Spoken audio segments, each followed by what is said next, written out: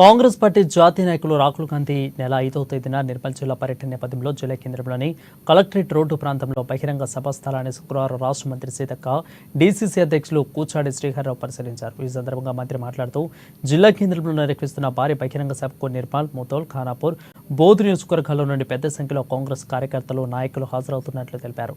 సభకు హాజరయ్యే ప్రజలకు ఎటువంటి ఇబ్బందులు తలెత్తకుండా చూడాలని కార్మికులకు సూచించారు. ఈసారి జరుగుతున్న పార్లమెంట్ ఎన్నికల్లో కాంగ్రెస్ పార్టీ అభ్యర్థి ఒక పేదింటి ఆడపిట్ట, ఒక సామాన్యురాలు, ఉపాధ్యాయురాలికి కాంగ్రెస్ పార్టీ అవకాశం ఇవ్వడం జరిగిందని అన్నారు. ఆతనం సుగుణను భారీ మెజార్టీతో గెలిపించి రాహుల్ గాంధీని ప్రధాని చేయాలని కోరారు.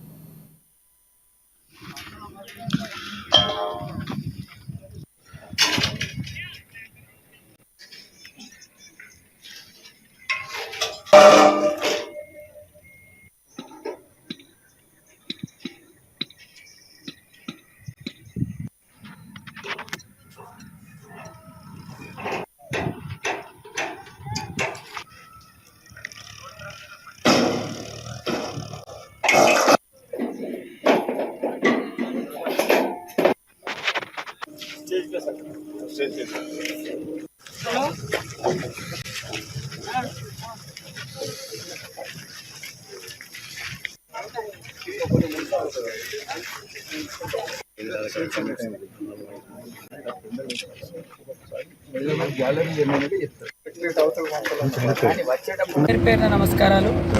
మా ప్రియతమ నాయకుడు, కాబోయే ప్రధానమంత్రి, త్యాగాల కుటుంబం నుంచి వచ్చినటువంటి అసమాన పోరాట యోధుడి యొక్క భారీ బహిరంగ సభ నిర్మల్ జిల్లా కేంద్రంగా 5వ తారీఖు నాడు ఉదయం 10 గంటలకు పెద్ద ఎత్తున నిర్వహిస్తున్నటువంటి సందర్భంగా మూదోల్ కానీ, ఖానాపూర్ కానీ, నిర్మల్ కానీ, అదేవిధంగా కొంత బోత్ నుంచి కూడా ఇక్కడికి జన సమీకరణ మేము చేస్తూ ఉన్నాం. ప్రతి ఒక్కరు కూడా సహకరించి ఈసారి జరుగుతున్నటువంటి పార్లమెంట్ ఎన్నికలలో కాంగ్రెస్ పార్టీ అభ్యర్థిగా ఒక పేదింటి బిడ్డ, ఒక సామాన్యురాలు, ఒక టీచర్ను ఒక ప్రశ్నించే గొంతుకకు కాంగ్రెస్ పార్టీ మహిళకు అవకాశం ఇచ్చింది.